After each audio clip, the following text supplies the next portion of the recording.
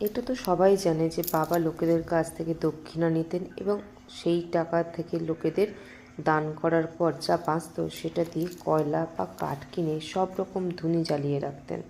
এই ধুনির ভস্মকে উদি বলা হয়।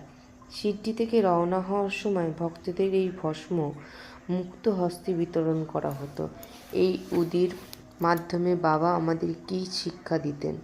উদি বিতরণ করে বাবা আমাদের দেখাতেন যে ব্রহ্মাণ্ডের সমস্ত ইন্দ্রিয়গ্রাহ্য বস্তুগুলি ক্ষণস্থায়ী এবং একদিন ভস্মেই পরিণত হবে।